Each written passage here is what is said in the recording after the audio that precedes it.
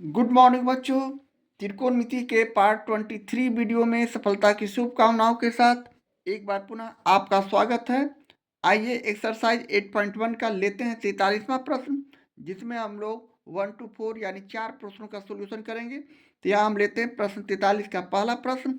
यदि sine B बराबर 1/2 तो सिद्ध करें कि 3 cos b minus 4 cos cube b बराबर 0। यहाँ से हम लोग को जो मान दिया हुआ है साइन बी, यानी साइन बी बराबर 1/2, अर्थात यहाँ से हम लोग साइन बी यानी लंब बटे कर्ण, तो यहाँ लंब हमारा हो गया 1 और कर्ण हो गया हमारा 2, जबकि तीसरी भुजा आधार हमें यहाँ से मालूम नहीं है। हम इसे एक समकोण त्रिभुज बनाकर भी समझ सकते हैं। ये हमारा ए बी सी एक समकोण त्रिभुज है। यहाँ हम इसे बी मानेंगे, इसलिए कि कोण बी के बारे में बोला जा रहा है, इसे हम थीटा इसे इस कोण के बारे में मानेंगे। यानी ये ए बी और सी हम समकोण त्रिभुज इसी तरह बनाते हैं। जिस कोण के बारे में बोला जाता है उसे हम थीटा की जगह पर रखते हैं। इसलिए कोण बी के सामने वाली भुजा हमारा लंब हो गया, ये 1 हो गया। और ये कोण ए जो है 90 डिग्री का है, इसके सामने का भुजा कर्ण जो कि 2 हो गया। और ए बी जो बचा ये हमारा आधार है, जो हमें मालूम है नहीं। अब हम उसी तरह पाइथागोरस प्रमेय से तीसरी भुजा निकालते हैं और लिखते हैं, इसलिए पाइथागोरस प्रमेय से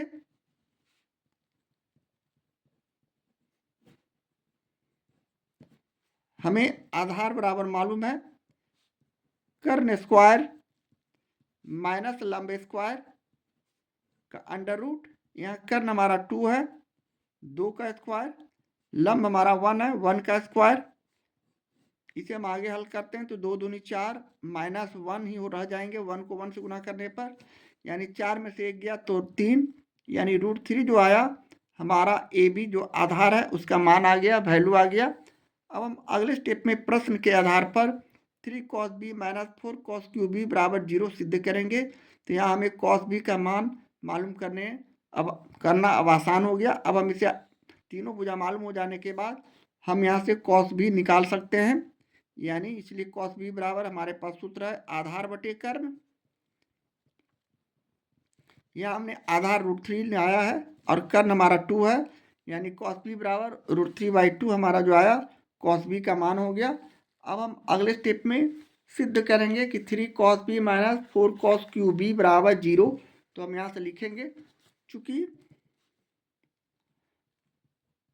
3 cos b minus 4 cos cube b equal to 0, यानी हम यहाँ cos b का मान रखेंगे 3 गुने, यहाँ गुणनफल के रूप में यहाँ इंटू है, गुना है, cos b का मान √3/2 माइनस 4, यहाँ भी गुणनफल है, गुना है, cos b का मान यहाँ √3/2 का होल क्यू करेंगे और equal to right hand side हम 0 रखेंगे।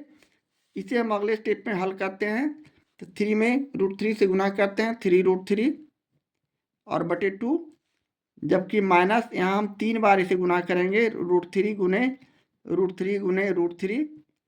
इसी तरह नीचे भी 2 गुने 2 गुने 2, इसलिए कि √3/2 पर 3 है घातांक और इजकल टू 0। यहाँ हम 3√3/2 रखे, उसी तरह माइनस किए, यहाँ √3 को √3 से गुना करेंगे तो 3, तो इसे हम 3√3 भी लिख सकते हैं, यानी 4 गुने 3√3, ये √3 और √3 को गुना करते हैं तो हमारा 3 होता है, जबकि एक √3 बच जाता है, यानी 3 गुने √3 करेंगे तो ये हमारा 3√3 होगा। और नीचे 2 दूनी 4, 4 दूनी 8, इसे हम 8 लिख सकते हैं।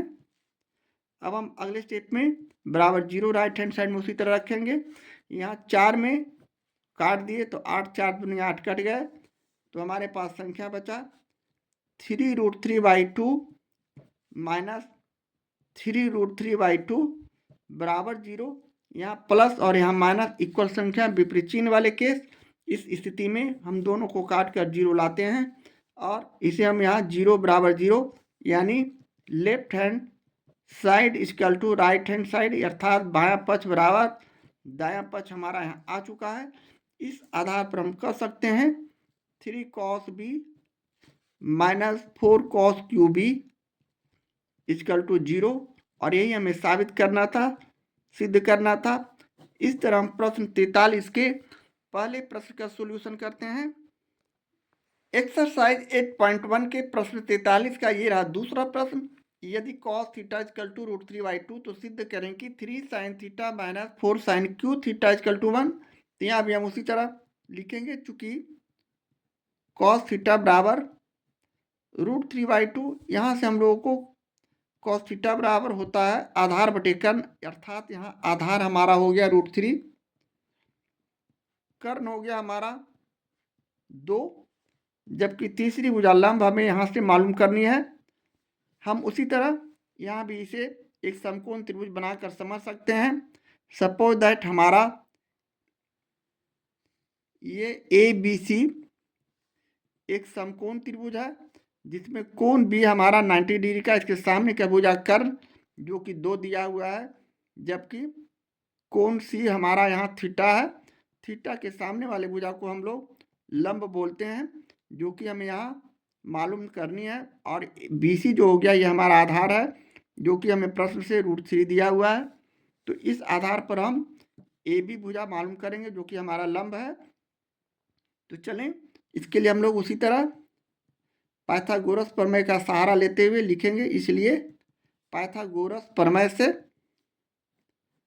हम तीसरी भुजा लंब का सूत्र इस्तेमाल करते हुए यहाँ लंब बराबर लिखेंगे, क्योंकि लंब बराबर कर्ण स्क्वायर माइनस आधार स्क्वायर का अंडर रूट, यहाँ कर्ण हमारा हो गया 2 जिसका स्क्वायर करेंगे, आधार हमारा हो गया √3 जिसका स्क्वायर हम इस तरह करेंगे, और इसका अंडर रूट करते हुए अगले स्टेप में 2 को 2 बार गुना करेंगे तो 4, माइनस √3 को √3 से गुना करते हैं तो 3, यानी 4 में से 3 को घटाएंगे तो 1, और ये हमारा 1 जो आया हमारा लंब हो गया, यानी हम यहाँ 1 इसे दिखा सकते हैं।